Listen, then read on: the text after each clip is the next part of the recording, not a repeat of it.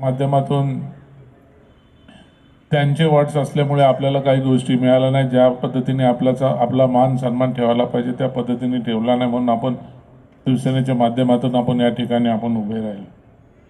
शिवसेना कधी बॅकफुटला आली नाही. शिवसेना काम करत असताना फ्रंट फुटवर येऊनच शिवसेना काम करत असते. मला आठवतं की या ठिकाणी शिंदे साहेबांच्या मार्गदर्शनाखाली आम्ही ज्यावेळेस कामाला सुरुवात केली, आम्ही 17 वरून आम्ही डायरेक्ट 32 वरती नगरसेवक आम्ही झालो आणि 32चे नंतर आम्ही 40 पर्यंत आम्ही पोहोचलो.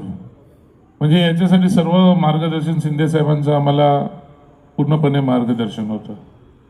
आता भोईर साहेब आणि मी खरं पाहिलं तर नगरपालिकेचं काम करत असताना भोईर साहेब नगरसेवक, जिल्हा प्रमुख, मी विरोधी पक्ष नेता आणि इथला माजी जिल्हा प्रमुख म्हणून आम्ही आमच्या पद्धतीने आम्ही इथे संघटना बांधण्यासाठी, संघटनेला भर देण्यासाठी आम्ही कसोशीने शिंदे साहेबांच्या मार्गदर्शनाला खाली आम्ही पूर्णपणे आम्ही प्रयत्न केले. त्यावेळेचे जे खासदार असतील आम्हाला काही त्यांचं मार्गदर्शन होतं नव्हतं, पण आज आता आमच्याबरोबर आमच्यासाठी खासदार आमच्या बरोबरीने उभे आहेत की आम्हाला जनमानसामध्ये आम्हाला काम करायचं. आज मी पाहतोय की आपले उपमुख्यमंत्री एकनाथजी शिंदे साहेब, आपले नेते, काल नाशिकला होते तर आज रत्नागिरीला, उद्या कुठे आहेत काय सांगता येत नाहीत. रात्री किती वाजता येतात, सकाळी किती वाजता उठून जातात. म्हणजे दिवस रात्र आपली संघटना वाढीसाठी ते स्वतः प्रयत्न करत असतात. आपण त्यांचा आदर्श, थोडक्यात थोडा आदर्श सुद्धा आपण घेऊन चाललो तरी मला वाटत नाही की आपल्या ठिकाणी आपली संघटना वाढण्यासाठी ती ताकद कमी पडेल. आज द्वारकानाथ भोईर साहेबांनी सांगितलं की आम्ही डिक्लेअर झाल्यापासून आम्ही डेली 1-2 दिवसाआड आम्ही भेटतो आणि आमचं म्हणणं एवढंच असतं की येणारा जो भविष्य काळ आहे आपला, आता उद्या परवा कधी 25 तारखेला कधी निवडणुका, 25 तारखेच्या रिझल्टवरती निवडणुका डिक्लेअर पण होऊ शकतात, मे महिन्यात पण होऊ शकतात, नाही तर नोव्हेंबर महिन्यामध्ये सुद्धा पण निवडणुका लागू शकतात. तर आपली तयारी काय? आता प्रत्येक जण जो नगरसेवक आहे त्या नगरसेवकाने आपला सिम्बॉल घेतलेला आहे. मागचा मी नगरसेवक होतो, आता पण मी नगरसेवक होणार, या पद्धतीने प्रत्येकाचा कारभार त्या ठिकाणी चाललेला आहे. आणि जर खरोखरच तुम्हाला जर परत नगरसेवक बनायचं असेल तर प्रत्येकाने आपापल्या पद्धतीने कामाला लागायला पाहिजे. आज लोकसभेची निवडणूक पाहिली, कशा पद्धतीने निवडणूक आम्ही लढलं गेलो हे आम्हाला माहित आहे. कोणाचं किती सहकार्य भेटलं हे सुद्धा आम्हाला माहित आहे. विधानसभेची निवडणुका लढलो त्याच्यामध्ये पण पाहिलं की आज या निवडणुका फार सोप्या राहिलेल्या नाहीयेत. ही निवडणुका, आता येणाऱ्या निवडणुका फार वेगवेगळ्या पद्धतीने, वेगवेगळ्या मार्गाने आपल्या नेतृत्वाने आणि आपल्या कर्तृत्वाने आपल्याला हे लढायला लागणार आहे. आणि आपण जरी थोडा जरी बॅकफुटला आलो तरी आपल्याला या ठिकाणी कुठेतरी आपल्याला दगाफटका होणार आहे. आज आता ह्या निवडणुका मागे 3चं पॅनल होतं, तेव्हा सत्ता आपली होती, काही लोक विरोधामध्ये होते, पण आता आज आपल्याबरोबर ते युतीने आहेत. जरी सत्ता आपली असली तरी युतीने आहेत. आता पॅनल माझ्या आयडियाप्रमाणे माननीय शिंदे साहेबांनी सांगितलं तसं खासदार साहेब पण बोलतात की 4चा पॅनल शिवाय आपल्या या ठिकाणी पॅनल होणार नाही. 4चंच पॅनल 100% 4चं पॅनल होणार आहे. आणि हे 4च्या पॅनलमध्ये दोघं आपले व्यवस्थित असतील, दोघं आपले लूज असतील तरी सुद्धा आपला पॅनल पडू शकतो. म्हणून त्या ठिकाणी ज्या पद्धतीने ते पॅनल आहेत त्या पॅनलमध्ये आपले प्रभाग वाईज आपल्या कसे कार्यकर्ते तयार होतील ह्याच्याकडे आम्ही कटाक्षाने लक्ष घातलेलं आहे. माझ्या आयडियाप्रमाणे मी तर सांगितलेलं आहे की आता आम्ही ही निवडणूक झाल्यानंतर, विधानसभेची निवडणूक झाल्यानंतर मनोज असतील, शहर प्रमुख असतील, यांच्या मार्गदर्शनाखाली आम्ही पटकन लगेच सर्व कार्यकर्त्यांची आम्ही मीटिंग लावली होती आणि त्याच्यामध्ये सर्वांना सांगितलं होते की बूथ वाईज आम्हाला 10 लोकांची नावं द्या, 10 कार्यकर्त्यांची नावं द्या, आपल्या पदाधिकाऱ्यांची 5 महिलांची द्या, 2-3 युवा सेनेची द्या. आता या ठिकाणी आता थोडं कठोर व्हायलाच लागणार आहे. जर निवडणूक लढायची असेल, निवडणूक जिंकायची असेल तर आम्हाला आता कठोर होऊनच आम्हाला काम करायला लागणार आहे. ज्या ठिकाणी जर गाळलेले असतील, ज्या ठिकाणी कार्यकर्त्यांचं संचलन असेल तर आम्हाला नेत्यांच्याकडे दुसऱ्या संभाव्य माणसांची यादी तिथपर्यंत आम्हाला पोहोचवावी लागणार आहे. कोणी असं समजू नका, कोणी असं समजू नका की आमच्याकडे कोणी असं कार्यकर्ता नाही, काम होणार नाही, काम हे नाही होणार, काही गोष्टी आपल्या घडणार नाहीत, काही गोष्टी आपल्याला घडवल्या जाणार नाहीत. पण जर आम्ही शिवसेनेच्या माध्यमातून ठरवलं तर कुठल्याही परिस्थितीत त्या ठिकाणचे पॅनल कुठल्याही परिस्थितीत निवडून आणण्यासाठी आम्ही सक्षम आहोत आणि कुठल्याही परिस्थितीत पॅनल निवडून आणण्याचा आम्ही प्रयत्न करणार आहोत. या ठिकाणी तुम्ही पण थोडंफार गोष्टी लक्षात ध्यानात ठेवायला पाहिजे की समोरचा, आता भोईर साहेबांनी सांगितलं, समोरचा मित्रपक्ष आपला आहे, तो तयारीने कामाला लागलाय.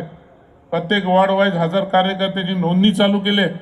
आम्हाला लाज वाटते, मला पण स्वतःला लाज वाटते की आपल्या आपल्या वॉर्डमध्ये आपण 50-50, 100 लोकांची मत आपण काय बोलतो त्याला सभासद नोंदणी सुद्धा केलेली नाही. उद्याची सुरुवात ही आजची ही निवड, आमची ही मीटिंग ही आमच्या सत्कारासाठी नाही आहे. ही उद्यापासून आपल्या संघटना बांधण्याची ही जबाबदारीची ही मीटिंग आहे आणि उद्यापासून त्या पद्धतीने आम्ही कामाला लागणार आहोत. या ठिकाणी रामाशीष बसलाय, उत्तर भारतीचं नेतृत्व करतोय, उत्तर भारतीय नगरसेवक आहे. इथं संजू वाडे बसलाय, तो SC कॅटेगरी मधून आहे, तो त्या पद्धतीने तो दलितांचं नेतृत्व करतोय. असे आपल्याकडे सर्व वेगवेगळ्या पद्धतीचे आपले वेगवेगळे कार्यकर्ते या ठिकाणी बसलेले आहेत आणि प्रत्येक समाजाशी त्यांचा निगडीत संबंध आहे. आपला वॉर्ड सांभाळून, प्रत्येकाने आपला वॉर्ड सांभाळून त्या ठिकाणी त्या समाजापर्यंत आपल्याला पोचायला लागणार आहे आणि त्या समाजाला एकत्र करायला लागणार. समाज आपला वाट बघतोय.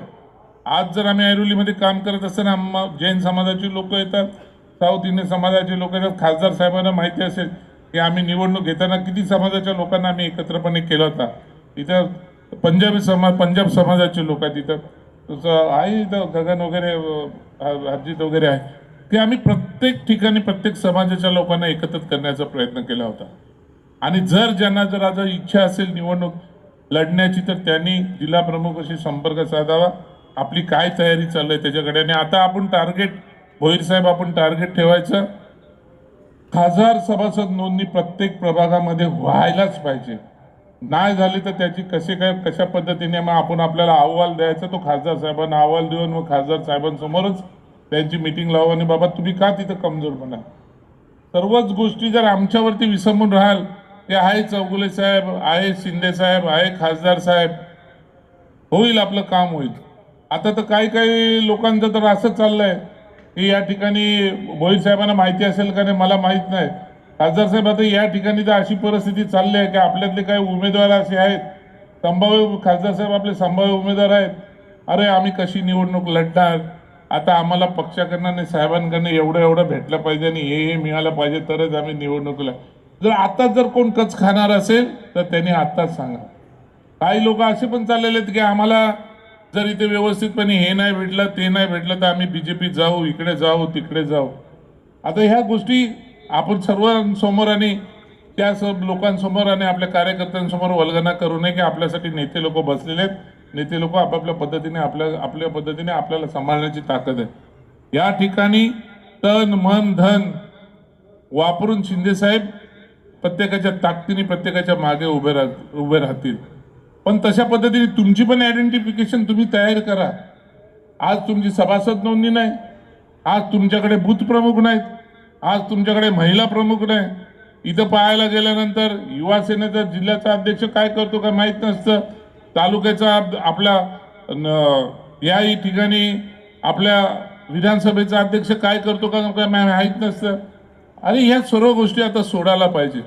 नाही तर आम्ही त्यांना उद्या जर आला तर त्यांचा हिशोब किताब वरच्या लेवलला दिल्याशिवाय आम्ही स्वस्त बसणार नाही. मग दुसऱ्या लोकांना काम करायला चान्स, दुसरी लोक काम करतील, जे ऍक्टिव्ह आहेत त्यांना काम करायला मुवमेंट द्यायला पाहिजे. मग नाही तर मग काम करण्यात नसाल आणि तुम्ही जर त्या पद्धतीने वागत असाल तर त्याचा पूर्णपणे हिसाब आपल्याला करायला लागेल. की शेवटी शिंदे साहेबांनी आणि खासदार साहेबांनी जिद्द ठेवलेले आहे. इव्हन डॉक्टर साहेब सुद्धा आम्हाला भेटल्यावर हेच बोलतात, विजयराव आपल्याला नव्या मुंबईमध्ये आपले 40च्या प्लस आपली माणसं निवडून यायला पाहिजे. आज आपल्याकडे 40 आहेत तर आपल्याकडे 40च्या प्लस आपल्याकडे आपली नगरसेवक निवडून यायला पाहिजे. 10 वर्षापूर्वीची परिस्थिती वेगळी होती, आत्ताची परिस्थिती वेगळी आहे. प्रत्येक कार्यकर्त्याला आपल्याला सामावून घेऊन आपल्याला सर्व काही पुढे जायला लागणार आहे. आणि पुढे जाण्यासाठी सर्वांची ताकद, सर्वांची एकजुटता आपल्या पुढे असायला पाहिजे. आता काही गोष्टी अशा, आता कालच भोईसाहेब आणि काल असाच प्रकार झाला की एखाद्या आपल्या युवा सेनेच्या एका कार्यकर्त्याला दिघ्यामध्ये जाता जाता अरे काय बघतोस म्हणून त्याच्या तिथे जाता जाता येऊन काही लोकांनी समोरच्या पक्षाच्या लोकांनी कानाखाली मारून पुढे निघून जातात. आम्ही काय करतो, आम्ही पण मारामारी करू शकतो, पण आपल्याला पोलीस स्टेशन पर्यंत जायला लागतं. उद्या परवा आपल्याला ह्या गोष्टीसाठी पण आपण पोलीस स्टेशनच्या संबंधित दोन्ही ठिकाणचे पी आहेत. आमची माणसं जर चुकत असतील तर आमच्यावर कारवाई करा, पण समोरची माणसं चुकत असेल आणि त्यांच्यावर जर तुम्ही कारवाई करणार नसेल तर पोलीस स्टेशनवरती मोर्चा घेतल्याशिवाय आपण शांत बसायचं नाहीये. शेवटी आपल्याला न्याय हक्कासाठी आपल्याला झगडायला लागणार आहे. आम्ही कोणाला कुठं कमी पडून देत नाही. कोणी कार्यकर्ता असो, कुठलाही मंडळ असो, कोणी असो आमच्यापर्यंत आला तर त्याला जे काय आम्ही फुलाची पाकळी देऊन आम्ही त्याला उलट इथे नव्या मुंबईत कोण देत नसेल त्याच्यापेक्षा दुपटीने आम्ही त्याची पावती पाडत असतो आणि त्यांना कामाला उत्तेजन देत असतो की बाबा ठीक आहे, तुम्ही समाजाचं काम करा. पण कोण जर पक्षाला जर नामोहन करण्याचा प्रयत्न करत असेल, पक्षापेक्षा मीच मोठा जर कोण समजत असेल तर त्यांनी त्या बाबतीत त्यांनी विचार करावा. पक्षापेक्षा इथं कोणी मोठा नाही. शिवसेना या 4 अक्षरापेक्षा इथं कोणी मोठा नाही. जो काम करेल तो पुढे जाईल.